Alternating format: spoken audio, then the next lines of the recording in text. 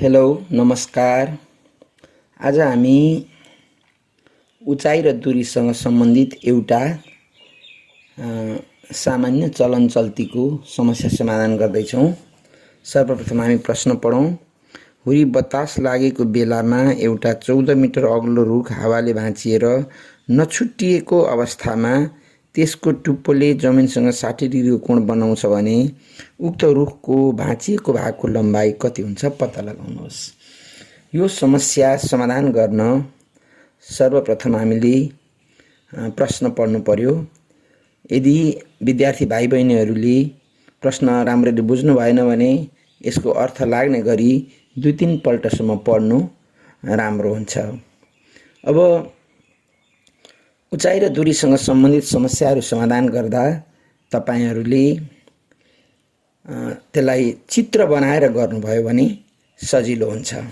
एउटा सामान्य प्रयास गरौँ है। म एउटा चित्र बनाउँछु यहाँ यो प्रश्नसँग सम्बन्धित।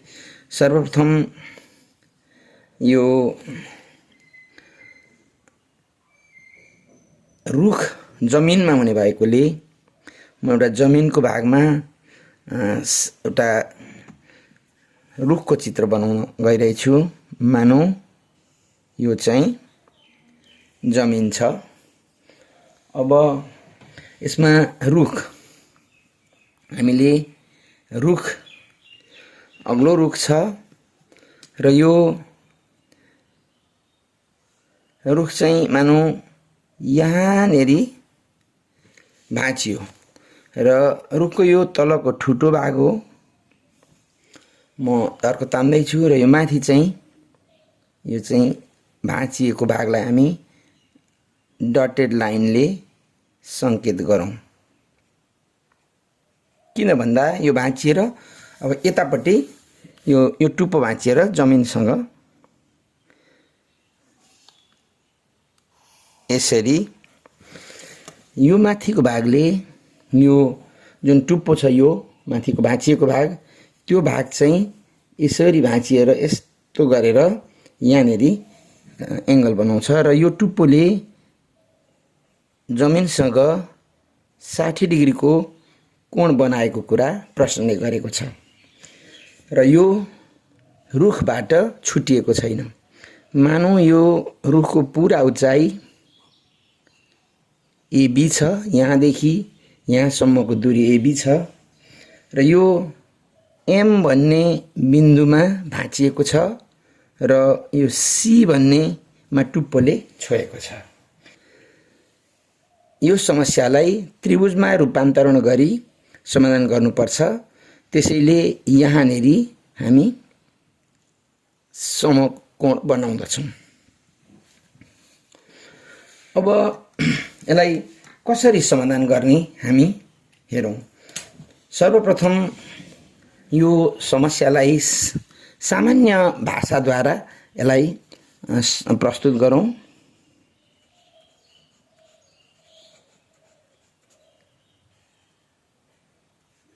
समाधान। अब रुखको पुरा उचाइ यहाँ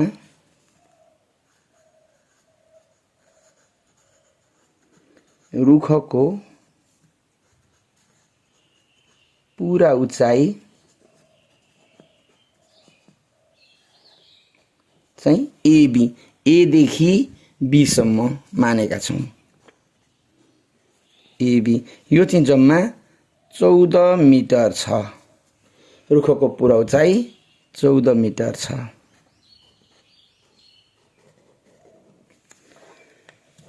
यो भाँचिएको भाग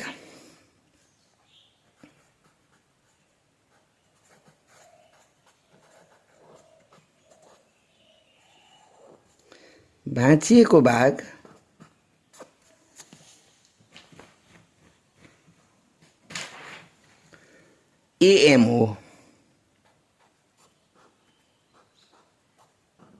AM हो र त्यही भाग भाँचिएको र यता जमिनमा छोएको हुनाले AM बराबर MC हुन्छ। यो MC भन्नाले M देखि C सम्म। त्यसलाई हामी यक्स मिटर मानौं। अब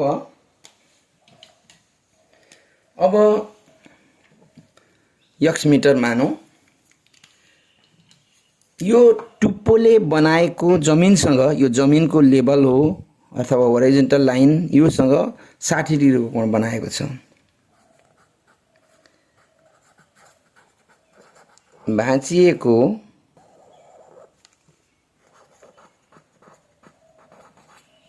भागले बनाएको कोण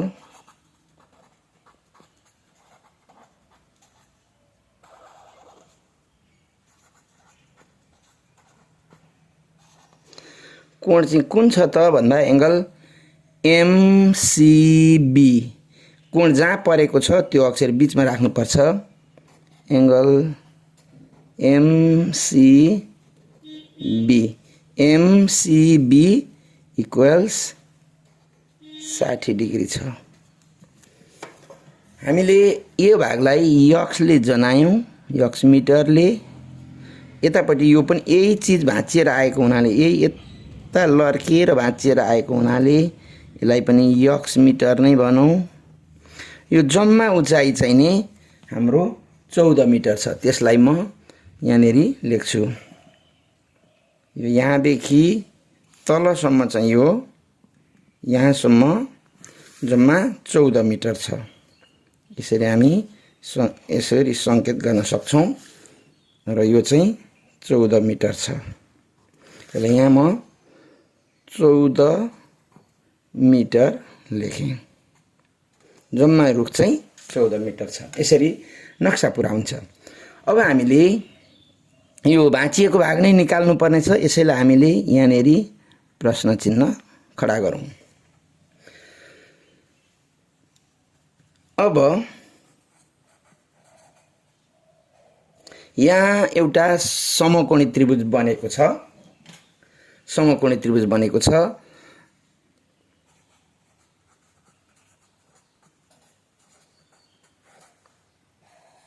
समकोणी त्रिभुज एमसीबी मा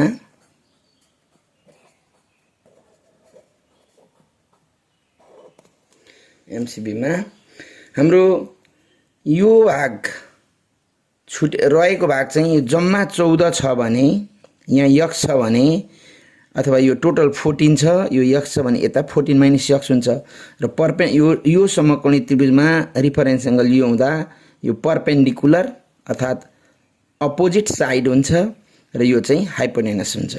त्यसैले यसलाई हामीले साइन लिनु उपयुक्त हुन्छ। Sine 60 degree is equal to perpendicular भन्नाले एमबी, एम देखि बी सम्म डिवाइडेड बाई हाइपोटेनस एमसी। किनभने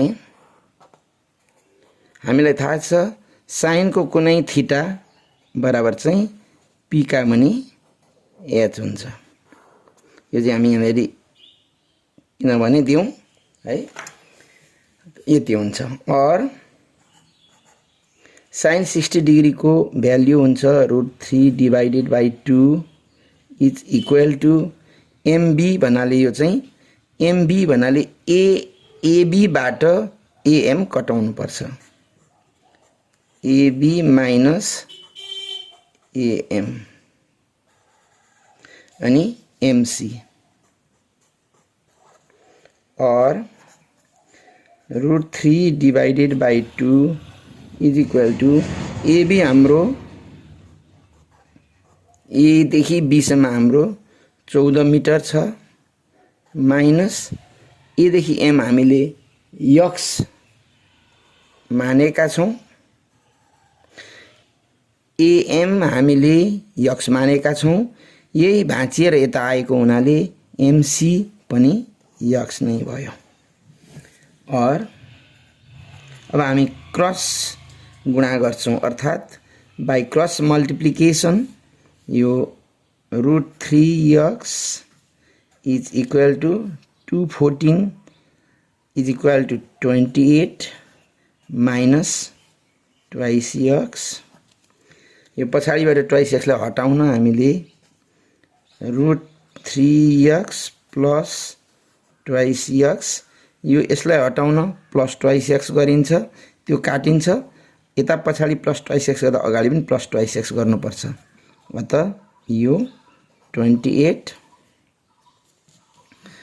अब हाम्रो यो भ्यालु राखौँ यहाँ, यो √3 भनेको 1.732x plus twice x is equal to 28 और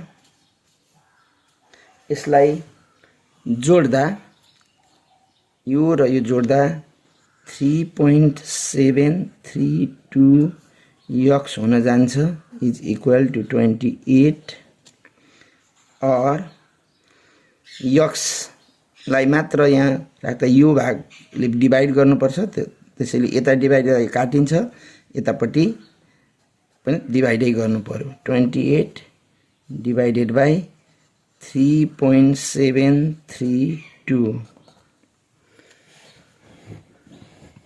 यो और एक्स को भ्याल्यु यो डिभाइड गर्दाखेरि कति हुन्छ भने 7.5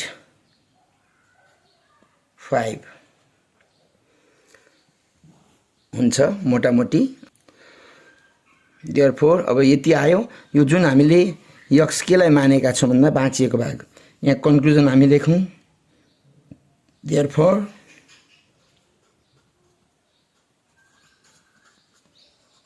बाँचिएको भाग इज इक्वल टु 7.5 मिटर। हामीले बीचमा सबै युनिटहरु आवश्यक युनिटहरु राखेर गर्न पनि सक्छौं, तर अलिक झन्झटिलो हुने भएकोले अन्त्यममा चाहिँ युनिट लेखेको छ र विद्यार्थी भाइ बहिनीहरुले सम्भव छ सबैतिर लेख्नुहोस् आवश्यक युनिट, छैन भने पनि निष्कर्षमा चाहिँ नछोड्नु होला। यसरी एउटा यो रुखको टुप्पो भाँचिएर टुप्पोले जमिनसँग कोण बनाएका बेलाका समस्याहरू यस तरिकाले समाधान गर्न सकिन्छ। हवस् त, धन्यवाद, नमस्कार।